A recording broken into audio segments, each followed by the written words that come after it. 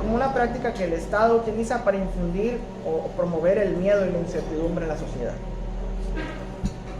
El caso de la desaparición forzada en Sinaloa, como les comentaba, tratando de darle una perspectiva histórica, iniciamos obviamente con la desaparición de estudiantes y miembros de grupos guerrilleros de la Liga Comunista el 23 de septiembre, la cual cimbró a las entrañas del Estado. A partir de entonces, este fenómeno de violencia, este escenario de violencia, fue en aumento. Se presentó una cadena de desapariciones, por lo menos en los meses, digamos, la más fuerte, de julio a septiembre del 77, lo que agudizó la situación y coincide con los primeros meses de la operación Cóndor en Sinaloa, también utilizando el aparato estatal para ejercer la violencia, ¿no? En este caso para el combate de la erradicación de drogas enervantes, ¿no? Esto según Camilo Vicente Ovalle, 2018. En 1977, cuando comienza la operación Cóndor, los combates al narcotráfico y la participación militar contra la producción de drogas, se recrudece la violencia en Sinaloa. Existen márgenes entre lo ilegal y lo legítimo, donde surgen estos escenarios de violencia institucional, donde el Estado participa de manera constante. Estos límites se difuminan o se borran de alguna manera, se van borrando, se van difuminando y generan una serie de abusos en contra de los pobladores, así como desaparición de personas y comunidades serranas completas, ¿no? En este escenario, la legitimación de la violencia se justificó constantemente a partir de la búsqueda de resultados que engrosaran las cifras oficiales, no tantos plantillos decomisados, tantas personas detenidas, muchas sin llevarlas a un juicio o a una, digamos, a un debido proceso dentro de la política correspondiente, solamente para engrosar las cifras oficiales. De acuerdo con Vicente Ovalle, cuando inicia la operación Cóndor, y aquí encontramos de alguna manera una relación en cuanto al ejercicio de la violencia con los movimientos estudiantiles, y con ella la construcción de un nuevo enemigo público que es el narcotráfico, las dependencias de seguridad nacional no contaban con otro entrenamiento y técnica que no fuera la violencia legítima en contra de la disidencia o los opositores al gobierno. Por lo que fue común tanto en los movimientos estudiantiles como en la operación Cóndor en esta época, la desaparición de personas como forma de ejercicio de violencia y legitimación de autoridad. Ante esto, la operación Cóndor, o la implementación de la operación Cóndor, ofreció nuevas condiciones materiales e institucionales para el combate de los movimientos estudiantiles, es decir, una forma de justificar el ejercicio de la violencia estatal. Y la generación de tácticas violentas en contra de la población. De esta manera, los patrullajes, los recorridos policíacos o conjuntos policíacos y militares, o los cateos y la vigilancia llevada a cabo en esta época se generalizaron, ¿no? Ahora, como les comentaba, haciendo una breve retrospectiva histórica, inicio mencionando a la Unión de Madres de Hijos Desaparecidos en Sinaloa. La lucha de las madres de los desaparecidos ha sido notable y constante. Con insistencia han reclamado justicia y señalado la responsabilidad del Estado en estos crímenes. Cabe resaltar que este colectivo surge el 7 de abril de 1978, 6 años después de la ejecución de la estudiante María Isabel Landeros Avilés en las instalaciones de la Universidad Autónoma de Sinaloa, en ese entonces por órdenes del gobernador Alfredo Valdés Montoya. La labor de este colectivo es ejemplar por la batalla que siguen en contra de la impunidad y el olvido.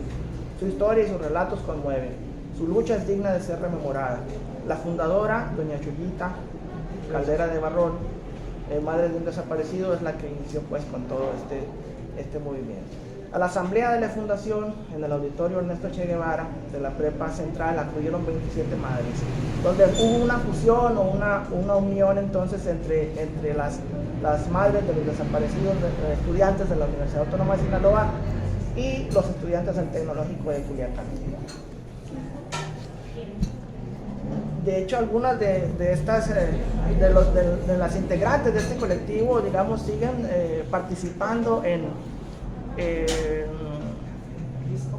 reuniones que tienen que ver con este diálogo con los representantes estatales. Recientemente hubo una reunión con representantes de la Comisión de la Verdad, ¿sí?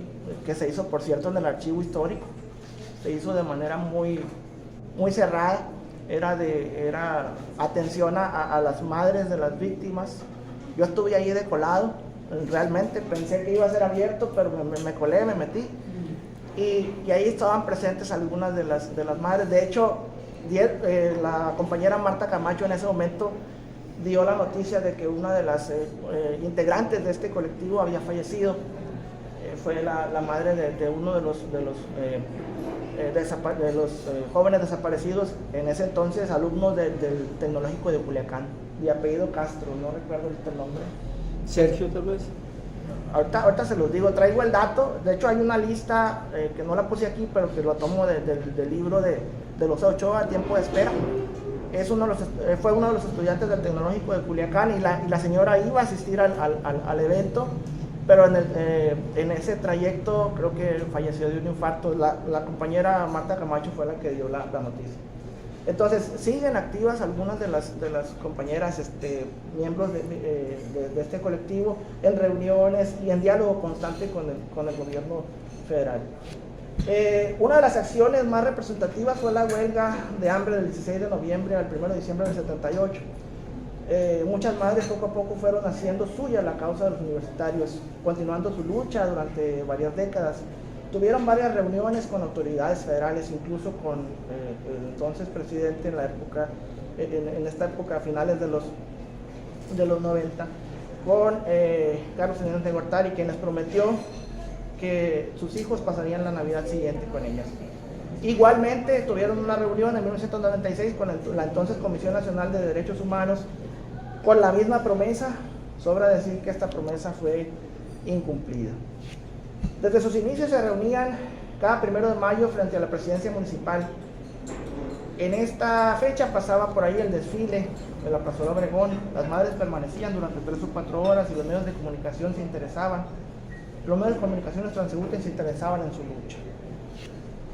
Esto para dar algunas cifras sobre el contexto de la época. Durante los sexenios de Antonio Toledo Corro y Francisco Lastido Ochoa no existen datos oficiales sobre personas desaparecidas, lo cual no quiere decir que no hubiese sido el caso, ¿no?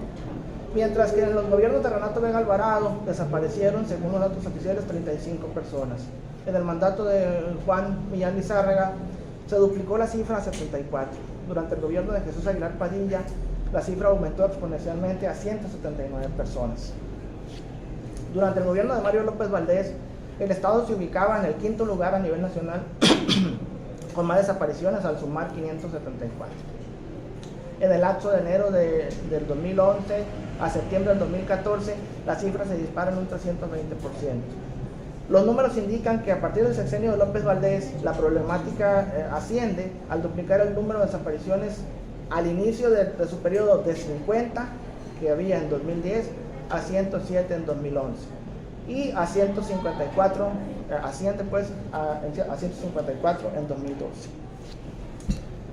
En las estadísticas elaboradas con base a los datos de la Procuraduría General de Justicia del Estado, se observa que en un periodo del 1994 a 2014, Culiacán es el municipio que registra mayor número de desapariciones con 317, seguido de Ahome con 214, Mazatlán con 48 casos, Navolato con 44, El Fuerte con 43, Guasave con 28, Angostura con 22, Salvador Alvarado 17, Mocorito y Elota con 6 respectivamente, Sinaloa de Leyva y San Ignacio con 4, Escuinapa con 3, mientras que el Rosario, Cozalá y Concordia reportan al menos un desaparecido por municipio. Badiraguato no registra en este caso ningún caso. Sin embargo, durante este periodo se estima que hay 122 personas, de los cuales hay expedientes abiertos y no se especifica ningún municipio de origen o desaparición. Bien, entonces, hablando ya de la restauración del Fuerte, este colectivo surge en 2014, fundado de la mano de Mirna Medina y un importante grupo de mujeres que se organizaron en la búsqueda de sus tesoros, como ellos lo llaman. El colectivo muestra entonces, como les comentaba al inicio, que la sociedad civil se organiza con el propósito de encontrar a los cuerpos de personas consideradas desaparecidas, quienes engrosan las cifras oficiales de la violencia en el estado de Sinaloa. Ello ante la incapacidad de las corporaciones de seguridad para realizar las labores concretas que permitan ofrecer soluciones al problema.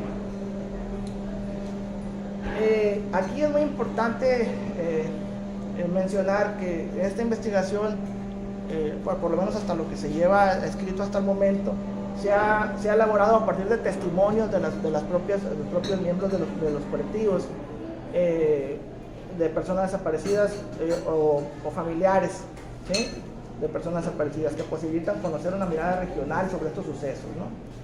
Lo cual construye un acercamiento hacia la percepción del fenómeno, pero también un acercamiento un tanto histórico y ante un diálogo también interdisciplinar, ¿no? Estos testimonios configuran una memoria histórica y colectiva que a través de manifestaciones y denuncias de estas actividades colectivas actúan entonces nombrando las desapariciones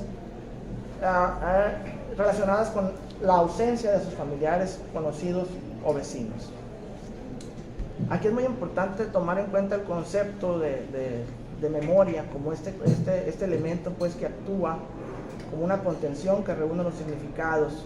Es decir, a través del recuerdo y la rememoración del familiar podemos analizar entonces todo este escenario de violencia y cómo el recuerdo también es un aliciente ante el dolor, ante la búsqueda de estos familiares desaparecidos. Es decir, tiene significaciones diversas que pueden ser interpretadas de manera concreta, ¿sí?, desde las ciencias sociales, humanidades, la historia, y como les digo, con diálogo ante todo interdisciplinar. Esto se convierte en un parteaguas para construir una memoria de lo sucedido. Puede ser desde una perspectiva biográfica, desde las personas desaparecidas, por las razones por las cuales se cree que desaparecieron, o a partir de un historial de relatos de las acciones realizadas por los colectivos para exigir justicia. Y con esto termino. Muchas gracias.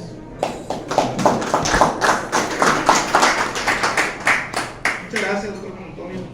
Gracias a la conferencia. No sé si alguno de ustedes tiene un comentario. Adelante, Saúl. Estás levantar la mano. Me hace ruido A ti siempre cuando te hace ruido. utilizas el concepto legitimación. Ajá. Cuando te refieres a que el Estado legitima Sí. sus actos de violencia, entiendo, ilegal. Lo digo yo por el concepto, porque cuando se habla de una legitimación se habla de algo que está amparado en... La legitimación por parte del Estado, ¿no? Sí. Ajá.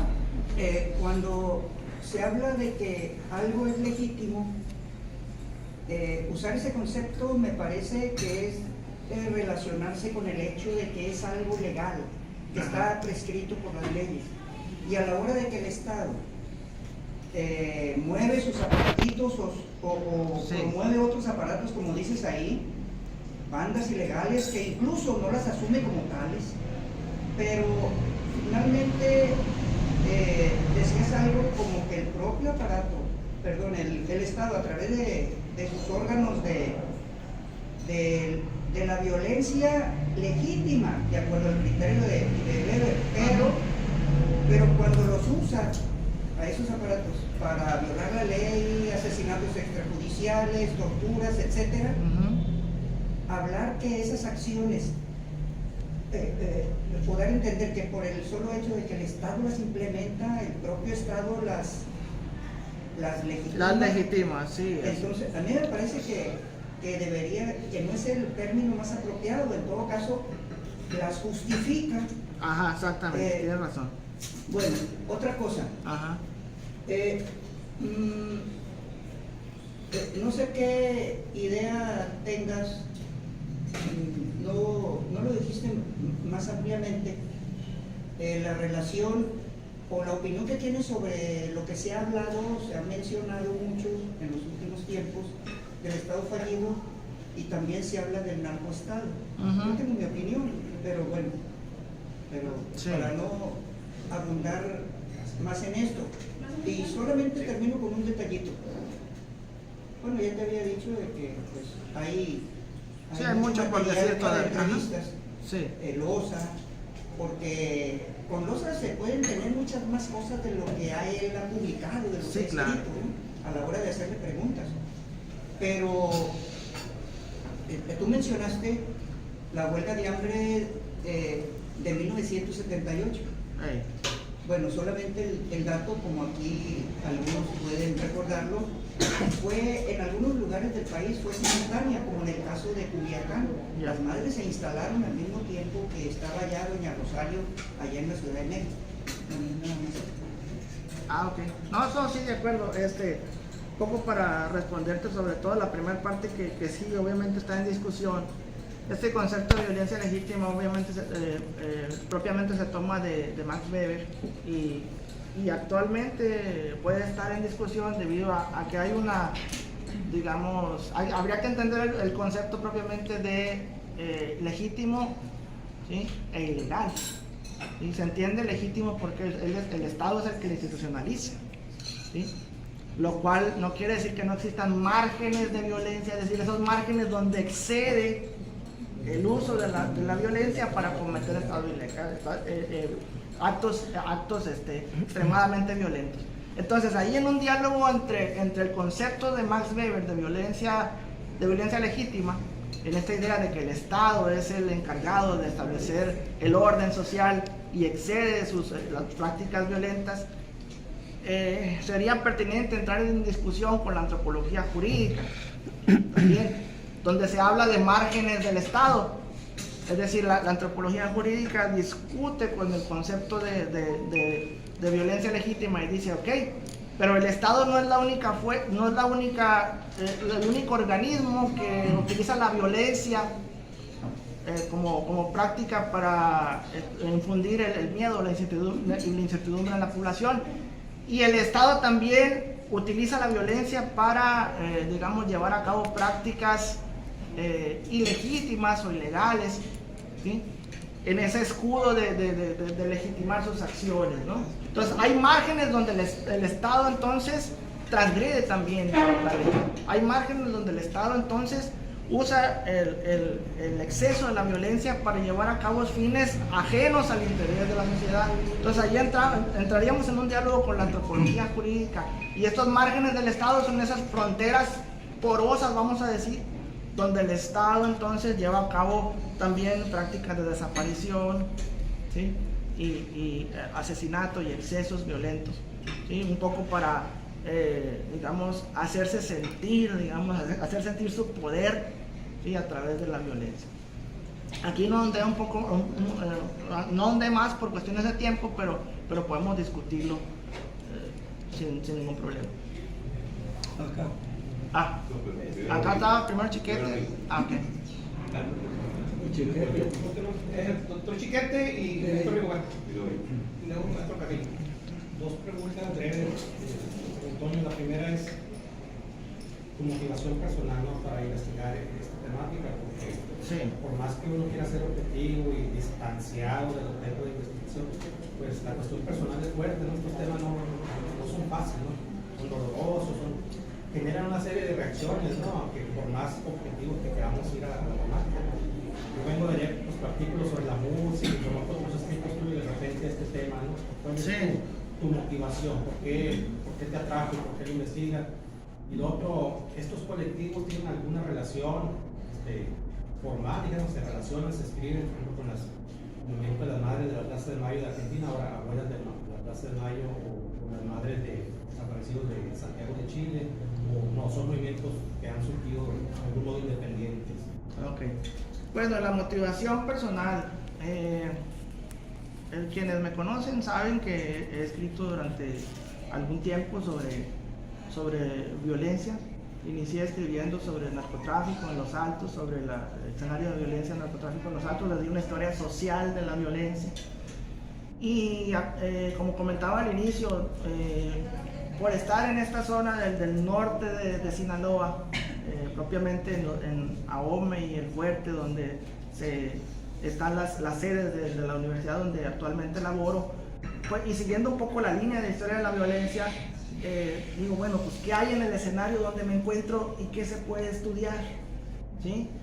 Entonces, por ejemplo, voy a dar un ejemplo. En la UAIN se habla mucho de lloremes. Lloremes en la educación, lloremes en la cultura, la danza, las diversas manifestaciones culturales, ¿no? Y digo, bueno, solamente hay lloremes en Sinaloa, solamente hay lloremes, solamente hay lloremes mayos y se habla sobre la lengua y la pérdida de la lengua, el lloreme y tal. Y me di cuenta hace un corto tiempo que no solamente hay lloremes, también hay tarámaris, tarahumaras, que bajaron de la sierra de Chihuahua y que están ya asentados en Sinaloa, ¿sí? Entonces, ¿qué sucede entonces con otros pueblos originarios que están en Sinaloa, ¿sí? Pero que no se ha estudiado? También el historiador tiene que tener esa visión de lo que se dice y lo que no se dice y por qué no se dice, ¿sí? Entonces, yo no me interesé por los lloremes, me he estado interesando por los tarámaris y he estado en contacto, por ejemplo, con colectivos como el que lidera Hortensia Gagiola y demás, ¿no? Eso por un lado. Igualmente, como te comento, Daniel, siguiendo esta perspectiva de la línea de la historia social de la violencia, pues me interesa ahora por el contexto donde me muevo, acá en el norte de Sinaloa, qué sucede entonces con estos colectivos, con este colectivo de las rastreadoras. Es una investigación que tengo más o menos unos 2 años escribiendo. Ya tengo algunos tesistas, ya han salido algunas tesis sobre eso, y tratando de darle una perspectiva, digamos, más o menos histórica. Estos son los primeros apuntes con los que yo he empezado a escribir también sobre este colectivo de la Unión de Madres de Desaparecidos de sinaloenses, ¿no? Entonces es más o menos esa motivación más académica que personal, un poco para continuar construyendo mi línea de investigación. Y sobre la relación con otros colectivos a nivel latinoamericano, no tengo el dato todavía, ¿sí? Entonces quizás si hay alguna relación. Hasta ahora lo que yo he visto, he observado, es que la relación es, digamos, un poco más regional, ¿no? Tienen relación con Sabuesos Guerreras de Culiacán, con otros colectivos por acá que están surgiendo. La Brigada Nacional. ¿Mande? La Brigada Nacional. Con la Brigada Nacional también, pero internacional, tanto internacional no tengo el dato. Sí. Maestro Rigoberto. Bueno, confieso que en la última parte de tu intervención, por andar aquí apurado con las fotos y queriendo mandar, me la perdí, ¿no? Y creo que esa es una parte fundamental del asunto, ¿no? Que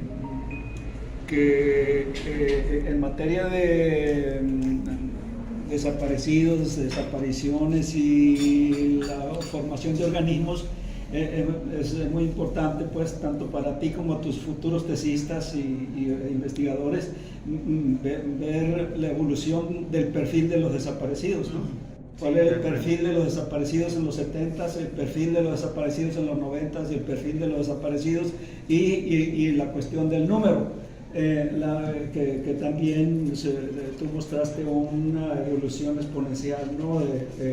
Geométrica en vez de aritmética en lo que se refiere a esas desapariciones. Y Daniel ya hizo referencia a la cuestión argentina.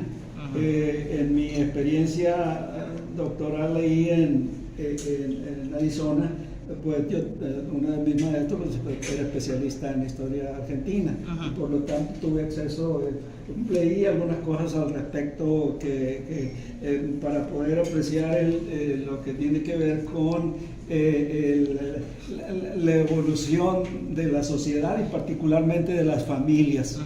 Cómo las madres pasan del hogar a la calle, y ahora de la calle a los campos, rastreando y buscándolo, tratando de localizar a sus familiares desaparecidos con base a la ciencia, ¿no?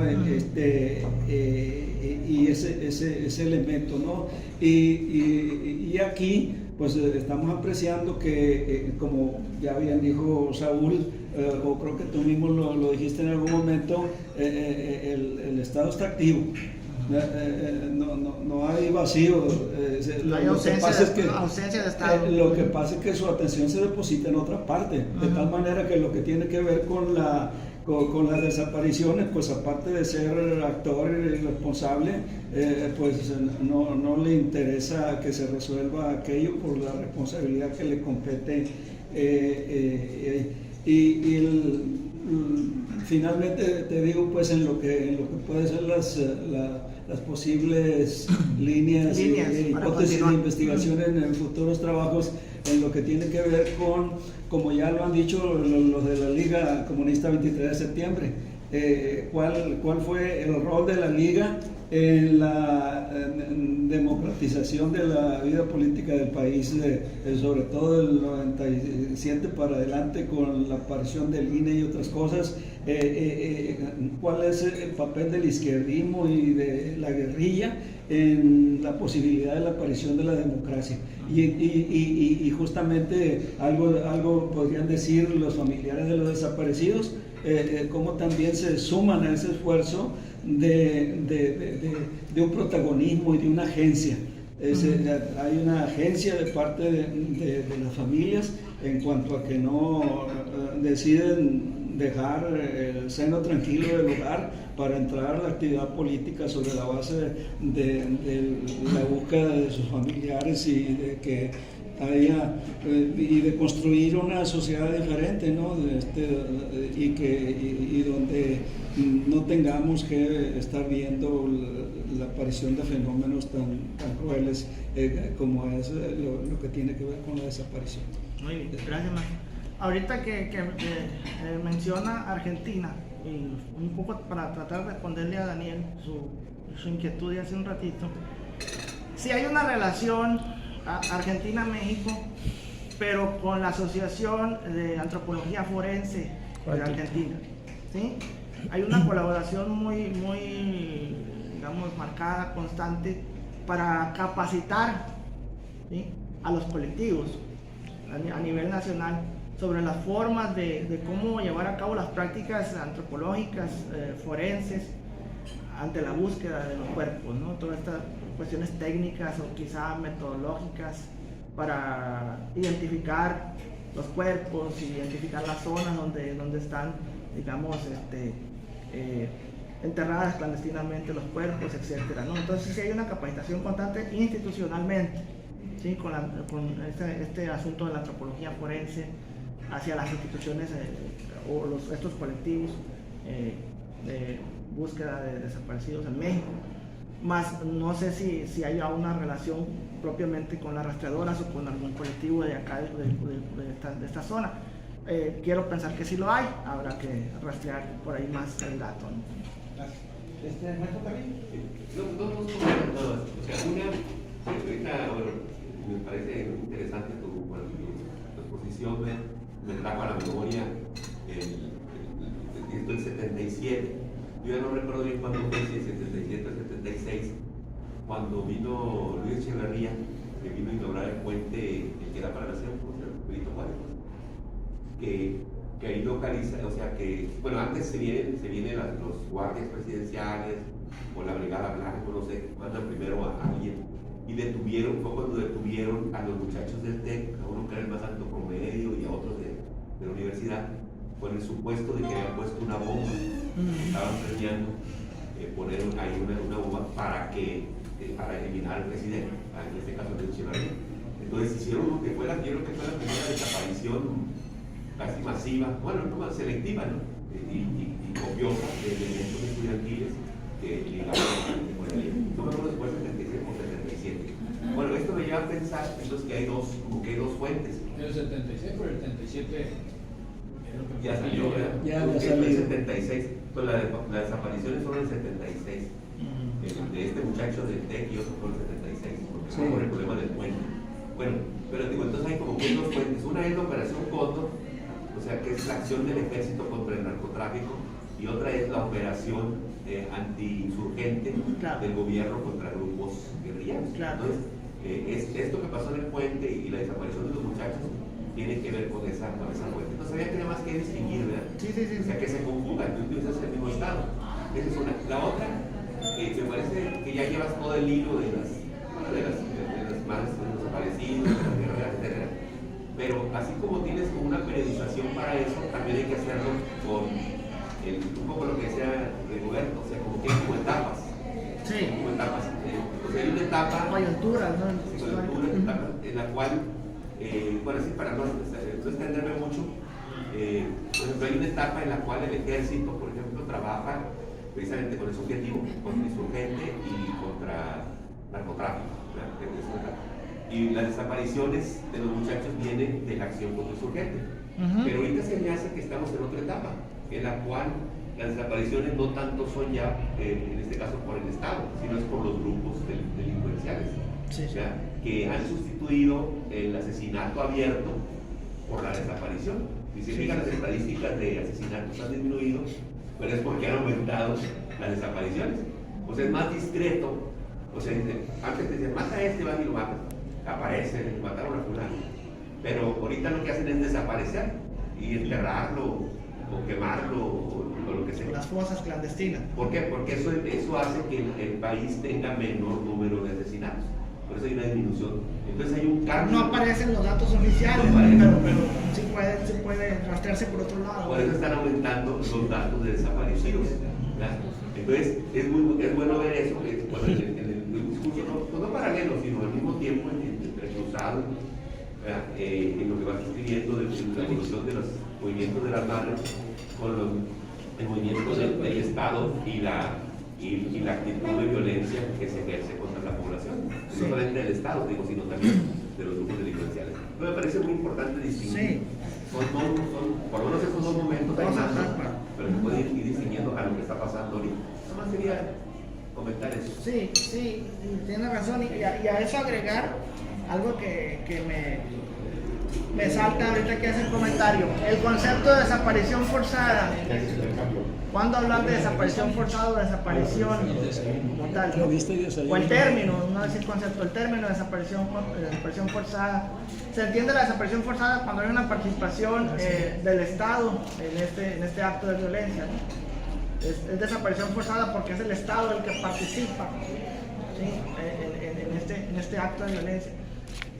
Y ahora muchos investigadores se han enfocado en llamarlo solamente desaparición, precisamente porque hay más participación de los grupos criminales, ya no tanto del Estado. Pero yo parto de que el Estado participa de manera, digamos, no directa, pero sí indirecta, al ser omiso o al ser permisivo ante este tipo de actos, ante el concepto de que weberiano, volvemos al concepto weberiano de que el Estado es el organismo encargado de establecer las leyes y también escenarios de paz, ¿sí? La paz y la tranquilidad de la población. El Estado es omiso, ¿sí? Es cómplice y el Estado participa de manera indirecta quizá. Entonces continúa siendo desaparición forzada. ¿Por qué? Porque en muchos de los casos, por ejemplo en el caso de las rastreadoras, nos encontramos con los testimonios de estas mujeres donde nos comentaban, es que mi hijo se lo llevaron policías municipales, lo subieron a la patrulla y después lo entregaron a los grupos criminales, ¿sí? O se lo llevó el ejército y después me lo encontré en una zona donde comúnmente encontramos desaparecidos o encontramos cuerpos enterrados en fosas clandestinas en regiones o en zonas donde controla tal grupo criminal, ¿no? Entonces hay una correlación entre el Estado y los grupos criminales. Entonces no podemos hablar solamente de desaparición, continúa siendo desaparición forzada porque el Estado actúa en complicidad, en omisión o en permisividad de este tipo de actos, ¿no? Entonces yo parto de ese concepto y cuando me hablan de desaparición digo, no, es que continúa siendo desaparición forzada. Pero sí es pertinente lo que usted comenta, hacer, digamos, esa distinción un poco para tener más claro el panorama y la problemática y como historiador también buscar coyunturas sobre procesos de cambio o permanencia en cuanto a este fenómeno, ¿no? Gracias. Sí. Última pregunta. Sí, bueno, felicitarte.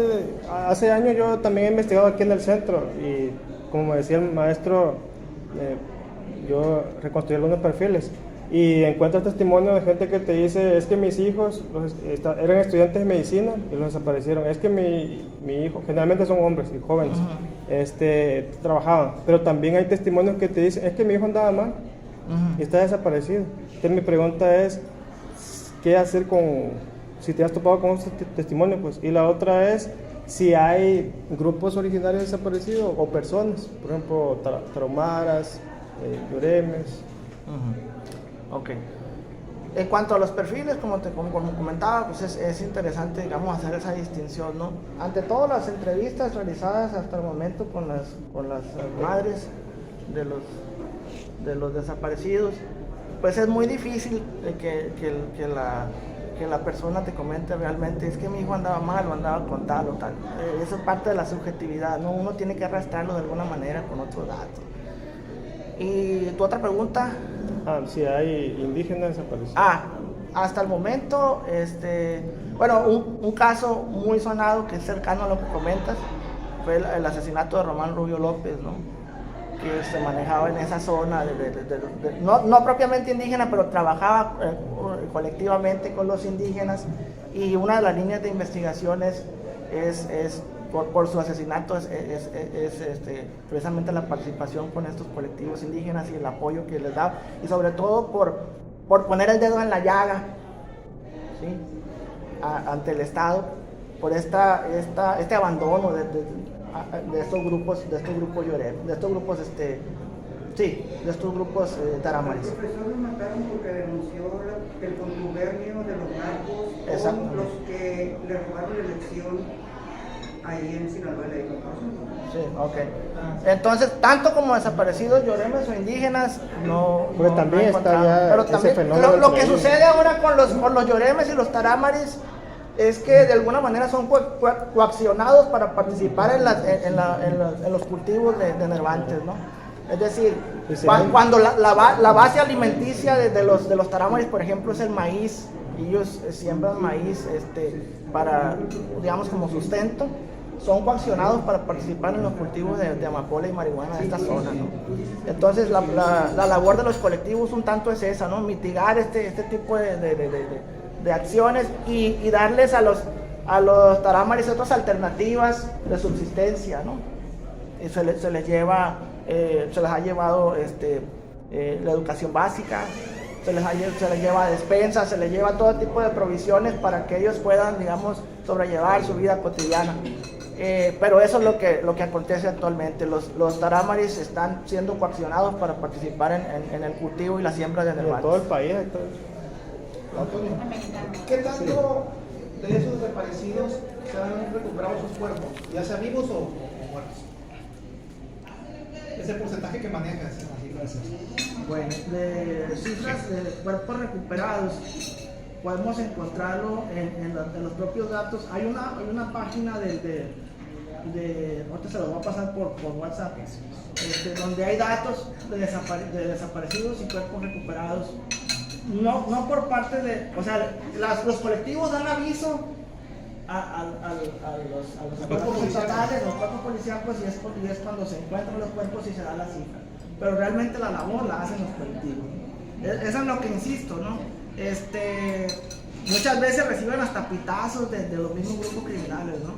O sea, tristemente es otra alternativa para ellos, ¿no? Encontramos un cuerpo tal, vengan por él, y los colectivos se organizan y van, sin decir agua van, ni de dónde son, ni cómo vienen, van por el cuerpo, dan el dato a las corporaciones policíacas, y el dato se registra de manera oficial, ¿sí? Es así como se lleva a cabo, digamos, este tipo de registros, pero la labor propiamente, hasta donde yo he avanzado, digamos, en este estudio, la hacen los colectivos. Por eso insisto en que los colectivos se organizan, ¿sí? Socialmente, para llevar a cabo acciones que quizá deberían ser propias del Estado, pero es la sociedad la que se organiza finalmente. Ellos llegan entonces hasta el cuerpo y en cuestión de excavarlo ya entra la policía. Se da aviso a la policía. A veces los acompañan los mismos policías municipales o estatales, o a veces hay zonas donde no pueden entrar y tienen que pedir permiso a los grupos criminales. ¿Sí? Tienen que pedir permiso. Oigan, nos avisaron que encontramos un cuerpo, por ejemplo, en tal zona de Ahome o de Fuerte.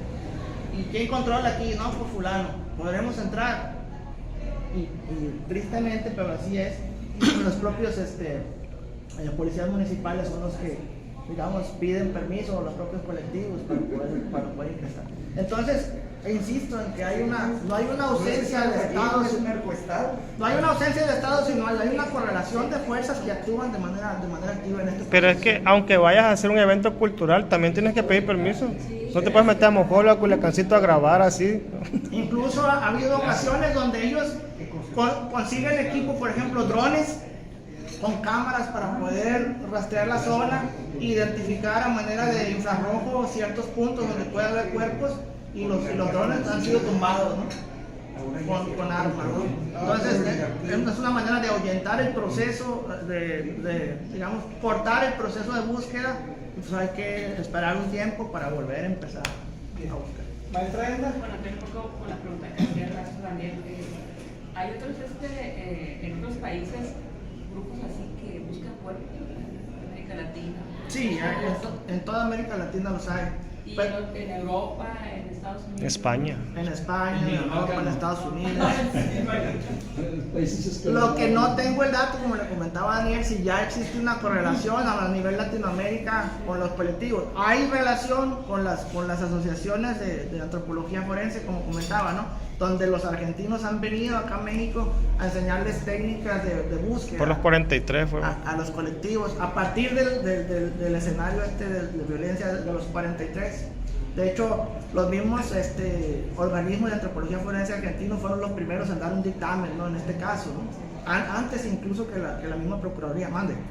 Por lo que decía la maestra, se da una especie de relación dialéctica entre los estados en los países donde más se permite el consumo legal de las drogas, con los estados en donde al último que hace mucho que vi eso, en China les dan un tiro en la nuca, es pena de muerte. Allá difícilmente van a crecer los grupos narcos, o en Cuba tampoco, en Corea del Norte, pues imagínense, pues allá no van a tener tanto poder para secuestrar, desaparecer y que haya las madres buscando. No, pues se da una relación en eso. La mayor permisibilidad, auge de los grupos. Maestro Rigoberto. Quería compartir una cuestión anecdótica de esos primeros meses de trabajo de la Unión de Madres con Hijos Desaparecidos. Dices tú que parece que el 7 de abril del 78 nace oficialmente y luego ya tiene una huelga de noviembre a diciembre de ese mismo año. Y en esos meses apareció una nota aquí en el Sol de Sinaloa, tengo entendido, entonces donde anuncian que 3 gentes supuestamente desaparecidos aparecen. Entonces en esa nota pues realmente no eran desaparecidos, era Juan Guerra, Carlos Cara y Rigoberto Rodríguez. Dice, apareció ahí en el Sol, dice, 3 desaparecidos aparecen y son fulanitos, manganitos. Se me hacen conocidos. Yo creo que... No era al calor de la situación, entonces nos colocaron con todo. Pero sí, lo que pasa es que había tensión en la sociedad, entonces queríamos aparecer, regresar tranquilamente por aquí, y entonces sí intervinieron las madres. Sí intervinieron, pero no era porque fuéramos desaparecidos, sino que ahí la prensa nos metió en la circunstancia de... En los datos. Aparecen 3 desaparecidos. Pero no anda de parranda. Sí, ¿verdad? Muy bien. Es que es un tema muy interesante y todos quieren participar, ¿no? Y creo que es importante. De antemano agradezco sus comentarios. Agradezco al maestro Juan Antonio por la gran exposición que hace y sobre todo por generar expectativas y sobre todo nuevos comentarios para el trabajo de investigación. Sí, me llevo las notas, me las llevo. Muchas gracias. Un aplauso al maestro.